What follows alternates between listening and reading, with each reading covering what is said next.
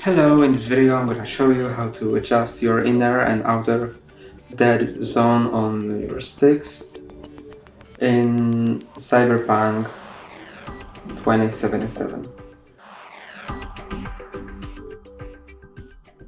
First, go down to Settings, then press on X, use R1 button to go to Controls tab, and now you can hover over either inner dead zone or outer dead zone and adjust it with R2 or L2 buttons.